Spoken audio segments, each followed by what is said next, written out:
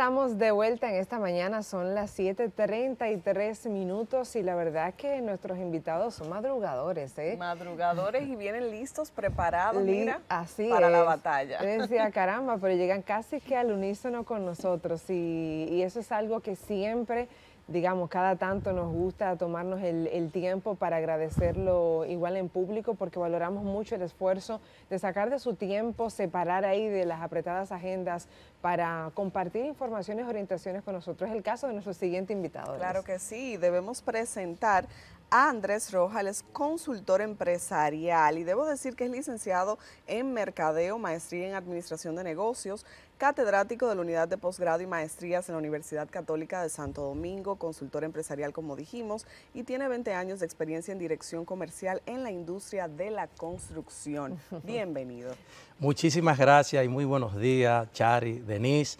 Gracias por tenerme de nuevo aquí, porque ya había venido antes, sí, pero en la faceta de educador. Así es. Ahora venimos a hablar de la industria de la construcción y cómo está eso impactando en la economía de la República Dominicana. Gracias por la oportunidad de nuevo. Un placer, un placer. La oportunidad también es nuestra y aval hay de sobra, pues para poder hablar del tema y qué interesante, ¿no? Que empecemos por ahí viendo cómo está, en qué contexto pues se encuentra el sector de construcción en República Dominicana. Excelente. Y fíjate que voy a traer a colación, ya que recientemente acaba de cerrar la feria Fitur en España, ¿verdad? Donde está el señor Alex Santiago, claro, cubriendo para ustedes. Y generalmente hablamos mucho del turismo como, de hecho lo es, la fuente más importante de ingresos para la economía de República Dominicana. Es el rubro número 1 dentro del PIB de nuestro país. Sin embargo, la construcción es el segundo en ese ranking, representa aproximadamente el 16% del Producto Interno Bruto de la República Dominicana. Es decir, que el turismo, si bien es cierto, es la primera, pero está sustentada sobre la plataforma de la industria de la construcción que provee la infraestructura básica para el desarrollo de carreteras, puentes, hoteles, escuelas, hospitales, y aparte de que ese 15% es el segundo en el ranking, si lo vemos en números absolutos, a nivel de dinero, esos son 16.000 millones de dólares al año. Wow. Para ponerlo en perspectiva, eso es mucho más que el Producto Interno Bruto de Jamaica, mucho más que el Producto Interno Bruto de Bahamas y es casi el Producto Interno Bruto de Haití. Es decir, que tenemos una industria de la construcción en República Dominicana con una importancia capital para la economía. Si extendemos eso al plano de empleos, aporta más de 420.000 empleos a la economía nacional.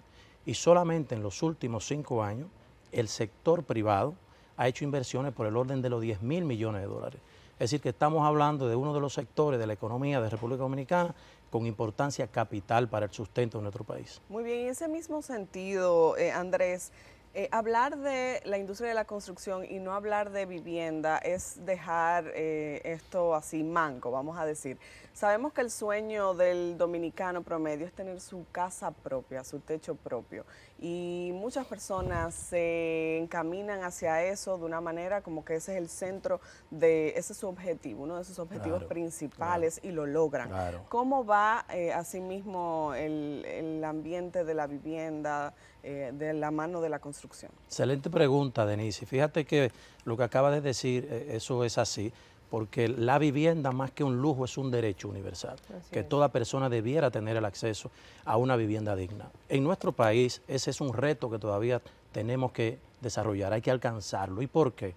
Si vamos a ese sector específico de la industria de la construcción, cuando vemos la ciudad, por ejemplo aquí en el background, vemos unas imágenes del centro de Santo Domingo y uno llega a pensar que hay un superávit de vivienda, todas estas torres, todos estos apartamentos de lujo, pero no es así. Hay en República Dominicana un déficit habitacional de más de 2 millones de viviendas. Eso era al año 2020, hace casi 3 años atrás. 2 millones de viviendas. ¿De qué tipo de vivienda estamos hablando? Viviendas económicas, viviendas de bajo costo, de interés social para las familias de medianos y bajos ingresos que puedan tener el acceso a adquirir una vivienda digna. Pero ese déficit de 2 millones de viviendas al año 2020 tiene un incremento anual promedio entre 50 y 60.000 unidades. Es decir, que crece entre un 2.5 y un 3% el déficit acumulado de viviendas. Sin embargo, el sector ha estado creciendo sostenidamente, lo único que no al ritmo de las necesidades. porque la inversión, tanto pública como privada, no es suficiente para poder paliar ese déficit habitacional de viviendas de bajo costo. Y aquí quiero aportar un dato muy importante. Una vivienda de bajo costo en República Dominicana hasta noviembre del 2021 estaba clasificada en el orden de los 4.5 millones de pesos. Si traducimos eso a la tasa actual del dólar, son $80,000 que cuesta una vivienda económica de bajo costo. Una familia de bajos ingresos que está en el quintil 1 y 3 de los salarios mínimos, que están entre 11.900 y 17.500 pesos, no puede acceder a una vivienda de bajo costo. ¿Por qué? Porque si tomamos como ejemplo que una institución financiera puede financiar hasta el 90% del valor de esa vivienda y a un plazo máximo de 20 años, el comprador puede dar un 10% de inicial. Tendría que financiar $72,000 a 20 años. Eso es que si prorrateamos solo el capital sin los intereses, esa familia tendría que apartar de sus ingresos $300 mensuales para pagar la cuota de ese préstamo, pero ganan entre $210 a $300 promedio mensual. No pueden adquirirla porque necesitan comer, educación, salud, vestirse, calzar, divertirse.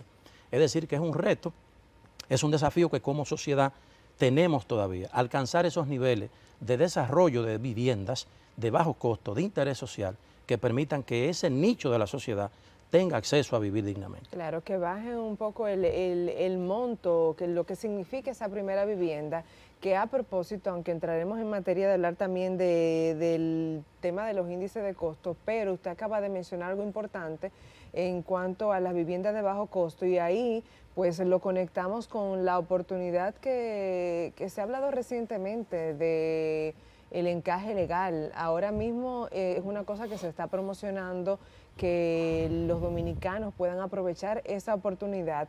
Y quién sabe quién la aprovecha en definitiva, porque es lo que usted dice, no todo el mundo puede, aún esa vivienda de bajo costo, pues sustentar una deuda como esa mensual, pero quisiéramos hacer esa parte para que nos comente entonces qué significa esto, qué lectura le da a usted de esto, que podría ser una oportunidad, pero que según lo que nos narra, igualmente para algunos es inaccesible, o sea, claro, no pueden llegar a someterse a esta deuda. Exactamente. Muy buena pregunta, excelente, Chari. Fíjate, el lunes pasado, antes de que el Banco Central comunicara la decisión que había tomado de liberar fondos del encaje legal para la industria de la construcción a tasas bajas, blandas, para que las personas pudieran adquirir vivienda. Comentábamos en otro programa, en otro medio amigo, que una de las medidas que se debían tomar, porque ya se había hecho anteriormente, para dinamizar la industria, era precisamente liberar fondos de eso, del encaje legal que utiliza el Banco Central. ¿Y qué resulta? Que acaba de liberar el Banco Central 31.000 millones para el sector de la construcción, de los cuales el 20% va dirigido a adquirientes y el 80% a constructores. Ahora, ¿qué va a pasar ahí? Esos fondos, como no son monitoreados ni fiscalizados para qué nivel de vivienda se va a dirigir, los constructores lo van a invertir en los proyectos que ellos entienden que son más viables a nivel de eficiencia, a nivel de rentabilidad.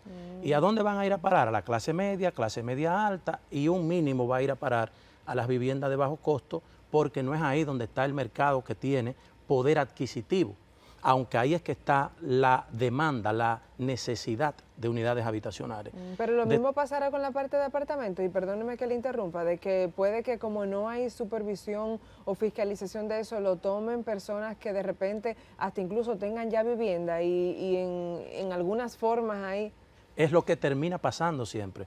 Personas que tienen situaciones financieras muy favorables aprovechan estas ventanas como medio de inversión, aprovechan esas tasas blandas, aprovechan esos flujos de efectivo para invertir, para comprar unidades habitacionales que terminan rentándola o terminan revendiéndola una vez que reciben ya el proyecto terminado. ¿Y no hay manera de fiscalizar eso para dar prioridad a quienes realmente lo necesitan? Bueno, yo creo que ya tendría que ser una política de Estado, el gobierno a través del Banco Central, que es quien controla esos fondos, y puedan identificar aquellos constructores que están orientados a ese segmento de construcción de viviendas económicas para que podamos ir paliando un poco el tema del déficit habitacional y ofrecerle la oportunidad a los dominicanos que no tienen niveles de ingreso medio ni alto a que sí puedan realizar ese sueño, como decía Denis al principio, de tener una vivienda digna para ellos y su familia. Claro, definitivamente. Sí. Bueno, continuando con este tema que es bastante interesante, vamos a hablar ahora del impacto de los precios de índice de costos directos de construcción de viviendas. ¿Qué podrías decirnos, Andrés, al respecto? Yo creo que eso lo podemos conectar con el tema que acabamos de cerrar. Y uno de los impactos que tiene el sector vivienda es precisamente la volatilidad en los precios de los insumos o los materiales de construcción que se utilizan para construir vivienda.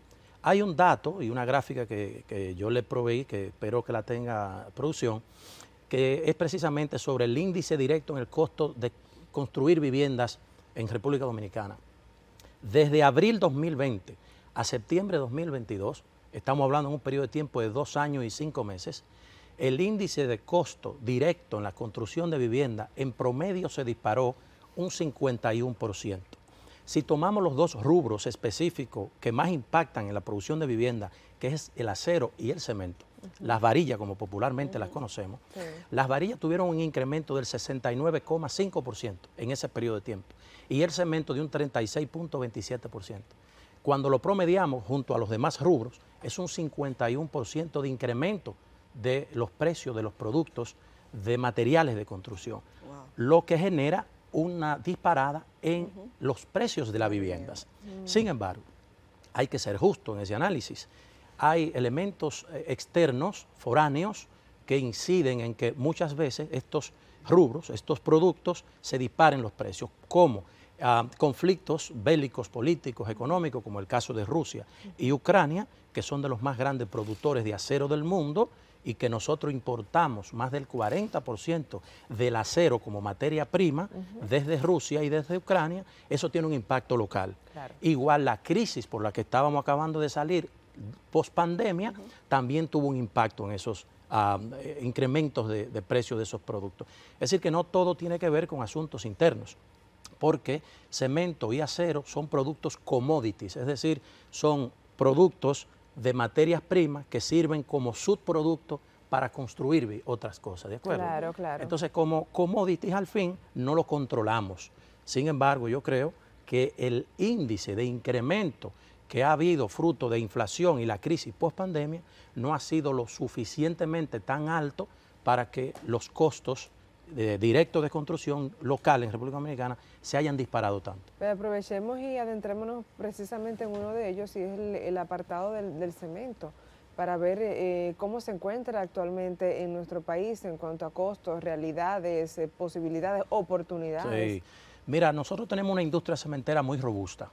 República Dominicana, de hecho, per cápita, es uno de los países en la región del Caribe que produce más kilos de cemento por habitante. Eso significa que aquí hay 6 productores de cemento, de los cuales 3 de esa empresa son de capital netamente dominicano, 2 son de capital extranjero y una es de capital mixto, es decir, capital italiano, capital dominicano. Esas 6 empresas tienen una capacidad instalada de producir 8 millones de toneladas de cemento al año en República Dominicana. Si lo traducimos al lenguaje cotidiano, conocen los sacos de cemento, las fundas, ¿verdad? Son 190 millones de fundas de cemento al año. Eso es mucho cemento. Si somos un país productor con mucha capacidad de producir cemento, la demanda local de ese producto anda por el orden del 80%. Es decir, se producen 6.5 millones de fundas, de las cuales 5 se consumen a nivel local, toneladas, 5 millones de toneladas, y una se exporta. Es decir, que el 12% aproximadamente de la producción de cemento local se exporta. Es decir, que ahí no hay ningún problema, no tenemos un tema de escasez de ese producto, de baja producción. Al contrario, hay una capacidad de producción que excede la demanda que hay a nivel interno, por lo que eso debiera ser un factor de que los precios se mantengan de manera razonable. Si no vamos al otro rubro, que son las varillas, el acero, ahí tenemos un reto un poco más mayor. ¿Por qué? Porque hay una única empresa en República Dominicana que produce varillas. Eso genera un mercado monopólico. donde un único productor ejerce el poder sobre el mercado, por lo que tiene la capacidad de aplicar políticas de precios dictatoriales. Apenas un 16% del acero o varillas que se consume en República Dominicana en la construcción de viviendas se importa. Hay un grupo de empresas medianas y pequeñas que importan acero. Son unas 75.000 toneladas al año. Pero el productor local tiene capacidad de producir 400.000 toneladas. Wow. Domina el 75% del mercado, lo que ejerce una presión monopólica dentro de ese sector, que los precios lo dictan ellos. Y creo que ahí hay un papel que deben jugar las autoridades, industria y comercio, precios, para que el mercado no se vea afectado por ese poder que tiene ese único fabricante. Claro que sí, y qué bueno que nos arrojas, Andrés. Estamos conversando con Andrés Rojas, consultor empresarial, sobre el tema tan importantísimo, vital, de la construcción y por ende la vivienda y los rubros que se producen para poder proveer a este importante sector. Vamos a hablar ahora de los peligros de la colusión entre empresas de la industria, y aquí tenemos una nota del caso de Colombia. Sí. ¿Qué podrías decirnos? Correcto, Andrés? Bueno que lo tocara, Denise, ese punto, porque venimos de hablar de las industrias de los dos rubros más importantes para la construcción, que es el acero y el cemento. Y el término colusión, para que nuestra audiencia lo entienda, no es más que cuando las empresas de una industria se ponen de acuerdo para establecer precios, para distribuirse cuotas de mercado y controlar todo lo que en esa industria se haga. Y eso va en detrimento tanto del sector construcción como de los usuarios o los adquirientes de vivienda. En Colombia hubo un caso en el 2017. La industria cementera de Colombia, a través de la Superintendencia de Industria y Comercio, que es el homólogo al Ministerio de Industria y Comercio nuestro, detectó prácticas antiéticas dentro de los fabricantes de cemento en Colombia. 3 grandes compañías, 2 de ellas tienen presencia aquí en República Dominicana, pero son compañías globales, fueron multadas con 66 millones de dólares por practicar colusión, es decir, por arreglos para establecer políticas en el mercado, precios, cuotas y controlar cómo se movía esa industria en detrimento de la población y de la economía del país. Entonces ese es uno de los riesgos y amenazas que nosotros pudiéramos tener. No hay evidencia actualmente de que eso suceda en nuestro país, pero debemos ser vigilantes, tanto los consumidores como el Estado, para que eso no impacte negativamente al crecimiento de la industria y a que los ciudadanos tengamos la oportunidad de tener acceso a las viviendas. Claro, y es un tema ahí como de nuevo de apelar al asunto de la vigilancia, cuando digo vigilancia, y bien lo ha especificado también usted, es en todos los aspectos. Por un lado, de quienes deben fiscalizar y del Estado. Por otro lado, de los actores que están involucrados. Pero por otro lado también de la ciudadanía en sentido general, que conociendo más estos temas y sabiendo, digamos, conociendo más sus derechos y las realidades y el contexto local e internacional, pueden también hacer valer mucho mejor sus derechos. Y yo creo que es válido dentro de todo este apartado de conocer lo que acaba de destacar en el mercado internacional, entender también cuáles son, estamos de cara a un inicio de año y mientras esté enero completo, pues así se vive, un poco de proyecciones, de análisis, de comprender cuál es el entorno que tenemos, y ahí pues es clave poder entender esos riesgos y amenazas que tiene el sector. Sí, básicamente, como decíamos hace un minuto, hay riesgos que son internos, que se pueden controlar, como decía Chari, con monitoreo, con fiscalización de las autoridades, con que los consumidores y los usuarios estén informados, educados. Por eso hacemos este trabajo de que le hablamos a la gente de cómo se comporta esa industria, cuáles son sus fortalezas, cuáles son sus debilidades. Muy importante. Y hay riesgos internos, pero también los hay externos. Por ejemplo, hace 2 años, 3, no esperábamos una pandemia. Eso nadie lo puede controlar, que generó un impacto negativo en lo económico, en lo social, en lo político, en todos los aspectos. No esperábamos el conflicto Rusia-Ucrania, pero tampoco lo podemos controlar nosotros. Se espera que va a haber una recesión económica mundial por Estados Unidos y China, que son las 2 principales economías del mundo, y que nosotros somos dependientes de esas economías, y esas son amenazas externas que no controlamos. Sin embargo, el panorama no se ve tan funesto para República Dominicana en particular. ¿Por qué? Bueno, República Dominicana tiene una de las economías más robustas de la región del Caribe y América Latina. De hecho, es la segunda economía más importante después de Panamá, creciendo promedio durante los últimos 10 años 5%. Eso es una economía con una robustez muy importante. Pero, ¿qué pasa? Que también República Dominicana es uno de los pocos países, junto a Panamá, que se le proyecta crecimiento positivo para el 2023.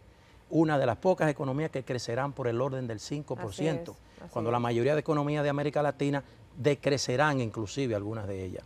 Es decir, que viéndolo en perspectiva, la economía de la República Dominicana es prometedora porque igualmente la inversión extranjera directa, y lo acabamos de ver con los resultados que hubo en la feria de Fitur, Así es. que se han cerrado acuerdos por el orden de los 3.000 millones de dólares. La inversión extranjera directa en República Dominicana es otro de los aspectos también muy importantes de nuestra economía. De hecho, Dominicana es líder en la región en cuanto a inversión extranjera directa. Representa el 61% de toda la inversión que viene al Caribe. De cada 100 dólares, 61 vienen a la República Dominicana. Eso también fortalece, junto con las remesas, fortalece la economía nuestra, y a pesar de que se proyecta una recesión mundial, a nivel interno nosotros al parecer tendremos un año positivo que nos va a ayudar a mantener ese ritmo del que hemos hablado anteriormente. Muy buenas nuevas. Qué bueno que lo dice iniciando este año 2023 y ya después del exitoso papel de la República Dominicana en Fitur. ¿Cómo impacta directamente, de alguna manera, ya habló de la perspectiva para este año, pero esto del tema de turismo, impacta con el tema de la vivienda, de la construcción, pero también de los empleos, ¿no? Sí, claro. ¿Podríamos hablar de empleomanía en esto del sector construcción? Sí, claro que sí. Ya creo que había dicho que la industria de la construcción genera 400.000 empleos directos e indirectos.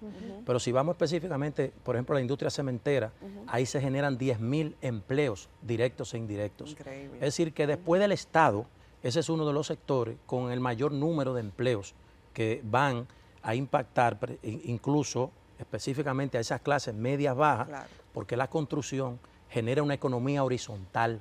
Cuando hay un proyecto de construcción, hay un beneficio económico desde el arquitecto, que es el primero que concibe la obra, el proyecto, el ingeniero, el plomero, el electricista, el carpintero, el albañil, el prestamista, la señora que vende comida, el que le lleva la ropa, en fin. Cuando ustedes pasan por un proyecto de construcción, por una obra en la ciudad, se dan cuenta que hay un sinnúmero de personas en el entorno que le proveen servicios o productos a los obreros que están trabajando. Pero igual las empresas que son suplidoras de esos proyectos, que llevan los materiales con los que se va a construir el proyecto. De modo que la construcción tiene ese impacto horizontal en la economía, por lo que hay que velar de que ese sector, esa industria, se mantenga saludable.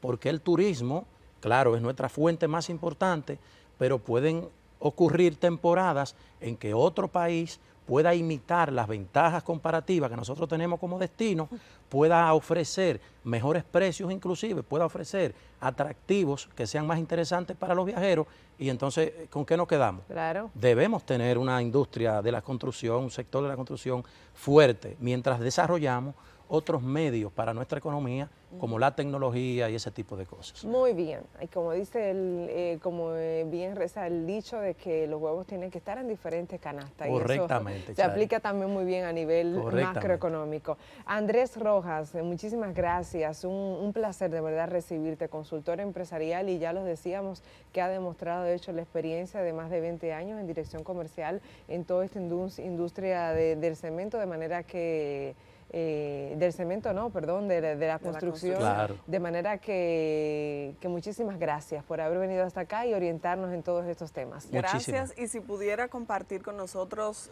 redes sociales, personas que quieren seguir instruyéndose en este tema tan interesante. Claro que sí. Mis redes sociales en Instagram, Andrés Rojas 001, en Twitter, Andrés Rojas 010, ahí estamos en la Universidad Católica Santo Domingo también, en la unidad de posgrado y maestría.